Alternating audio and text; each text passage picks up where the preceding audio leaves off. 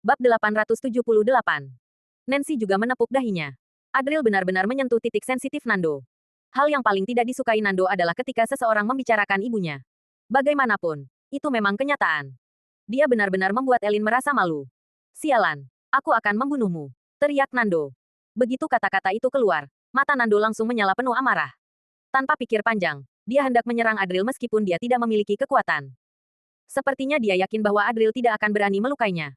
Hal ini membuat Ethan yang berada di sampingnya terkejut. Adril adalah orang yang gila dan sangat mungkin akan bertindak. Jika Nando terluka karena hal sepele ini, keluarga Forrest pasti tidak akan tinggal diam. Dia segera menghentikan Nando dan berujar, "Pak Nando, sudahlah. Dia tidak pantas kamu turun tangan sendiri. Mengapa tidak biarkan Nona Elin yang mengajarinya pelajaran?" Kata-kata ini seperti menyadarkan Nando. "Benar, kenapa aku harus repot-repot? Aku akan memanggil ibuku."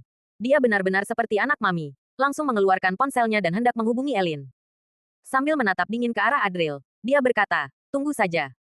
Hari ini kamu akan mati." Nancy mulai panik. Elin sangat memanjakan putranya, sehingga kesombongan dan keangkuhan Nando sebagian besar disebabkan oleh rasa sayang yang berlebihan dari Elin. Sejak kecil, apapun yang dilakukan Nando, seburuk apapun masalah yang dia timbulkan, Elin selalu menyelesaikannya. Nando bahkan pernah memukuli temannya sampai mati saat SMP.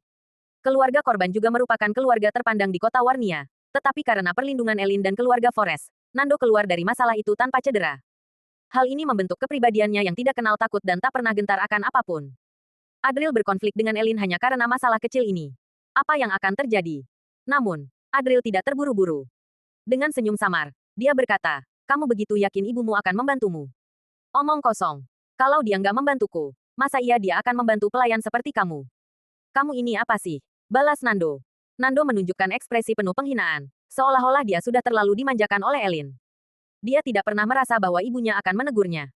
Bagaimanapun, tidak peduli sebesar apapun masalah yang dia buat, Elin tidak pernah menghukumnya. Dia hanya berkata, "Kamu adalah putraku. Sekalipun langit runtuh, nggak masalah. Ibu akan melindungimu."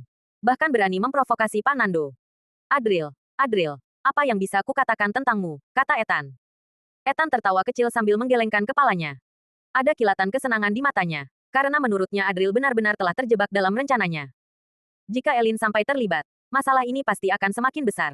Nancy membuka mulutnya, tetapi tak bisa berbuat banyak. Akhirnya dia mengeluarkan ponselnya, bersiap memanggil Calvin untuk menangani masalah ini. Bagaimanapun, sebagai seorang junior, dia bahkan tidak memiliki kualifikasi untuk berbicara dengan Elin, hanya Calvin yang layak melakukannya. Tatapan Ethan ke arah Adril semakin penuh kemenangan. Elin adalah orang yang bertindak tanpa peduli aturan.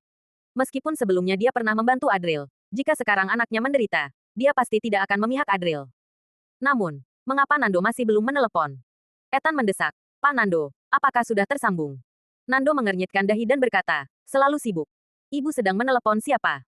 Pada saat itu, dia melihat Adril menerima panggilan telepon dan mengangkatnya.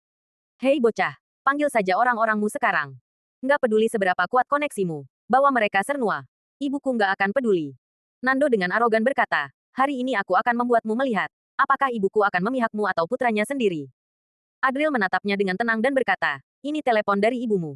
Apa? Apa yang kamu katakan?" Nando terkejut, lalu tertawa sinis. "Berani sekali kamu menakut-nakuti aku. Ibuku nggak mungkin meneleponmu. Ibumu sudah datang."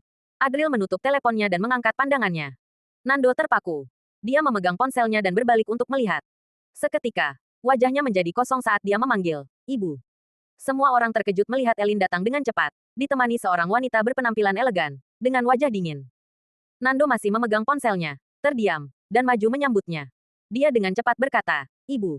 Kenapa ibu bisa datang?"